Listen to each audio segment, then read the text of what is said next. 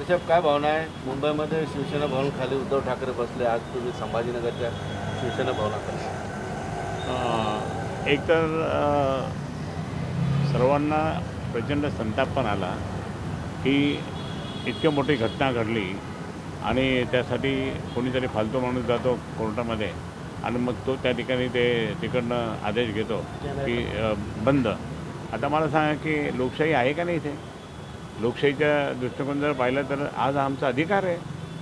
परमपूज्य डॉक्टर बाबासाहेब आंबेडकरांनी जी लोकशाही बनवलेली आहे, घटना लिहिली आहे, त्या घटनेमध्ये आपल्याला आंदोलन करण्याचा अधिकार आहे हे सांगितलं.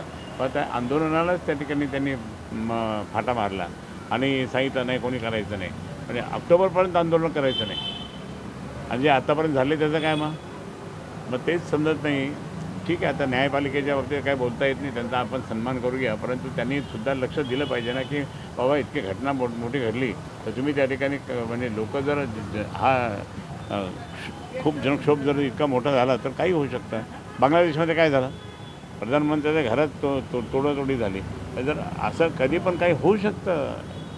म्हणजे आता काही राज्य विदेशामध्ये सुद्धा काही ठिकाणी मारामारी झाल्या लोकसभेमध्ये.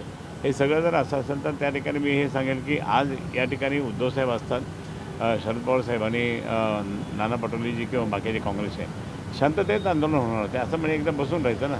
म्हणजे हे लावलं म्हणजे आम्हाला काय बोलता येतं, घोषणा देता येते का नाही? फक्त काळे झेंडे आम्ही हे लावले ते याच्याकरता की आमचा निषेध आहे, तो कडकडीत निषेध आहे. पण आम्ही त्या ठिकाणी कुठेही असं रस्त्यावर किंवा आंदोलन किंवा आम्ही करत नाही हे सुद्धा त्या ठिकाणी माननीय उद्धवजींनी आम्हाला सांगितलं. तरी पण त्या ठिकाणी राग हा मनातून जाणार नाही. जनतेच्या मनातून हा राग कधीच जाणार नाही की एक छोट्या मुलींना त्या ठिकाणी असं करायचं. आणि इतकं असतानासुद्धा ते भाजपचे काही मूर्ख लोक काय म्हणतात, नाही हे म्हणे घरून आणलं, हे असं केलं, मग तिकडचं केलं नाही तिकडचं केलं. अरे पण तुम्हाला कळतं का नाही? ती तुमची शाळा आहे म्हणून तुम्ही बोलता का? ती शाळा त्यांची होती ती. मग इतकं असतानासुद्धा जर असं होत असेल तर लोक खूप चिडलेले आहे मात्र. या ठिकाणी दानवे यांनी वेगळं आंदोलन केलं. नाही, दानवेंनी नाही ऐकून घ्या. सगळीकडे ठिकठिकाणी आपल्या शिवसेनेचे 5-6 आंदोलन झाले. आता हडकोच झालं, चिकलठाणा झालं, बाकी इकडच्या वगैरे म्हणजे वाळूजा झालं, सगळीकडं हे सुद्धा. हे तर मी ज्यावेळेस पाहिलं की उद्धवसाहेब त्या शिवसेना भवन, आमचं मेन शिवसेना भवन त्यांच्या खात्याचं बसलेत आंदोलन. म्हटलं आपण पण आपल्या शिवसेना भवनच्या आपणही आपल्या शिवसेना भवनच्या बसवूया. काय त्या आंदोलनाचं निमंत्रण नव्हतं तुम्हाला पक्षात?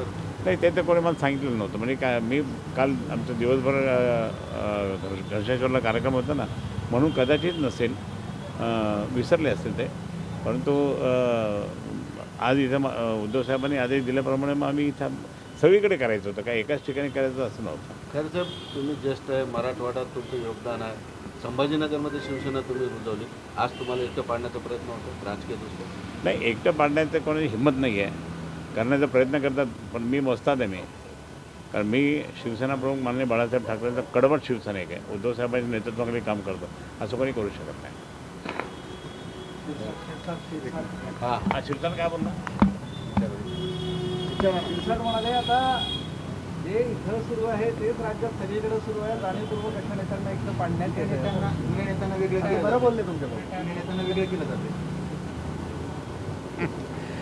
तो शिरसाट आहे. शिरसाटला कोणी मोठं केलं? शिरसाटला कोणी निवडून आणलं? कोणी तिकीट मिळून दिलं? हे मी माननीय उद्धवसाहेबांना सांगून उद्धवसाहेबांनी ओके केलं. परंतु प्रत्यक्षात त्या ठिकाणी आता अजून यांना माहीत नाही, महाविकास आघाडी खूप स्ट्रॉंगली येणार आहे. मग आता त्यांना काहीतरी बोलावं लागतं आणि ते बोलतील. ठीक आहे, ते बोलत राहा ना तुम्ही बोलत राहा. आम्ही त्या ठिकाणी आमचं सरकार महाविकास आघाडीचं आणू, शिवसेना पक्षप्रमुख माननीय उद्धवजींच्या नेतृत्वाखाली. पण राज्यात त्यांच्या बोलण्यामध्ये तथ्य आहे का? वाटतंय का तुम्हाला तुमच्यासारखं इतर नेत्यांना देखील एकटं पाडण्याचा प्रयत्न होतोय म्हणून? नाही, ते त्यांची भूमिका आहे, आमची नाही भूमिका.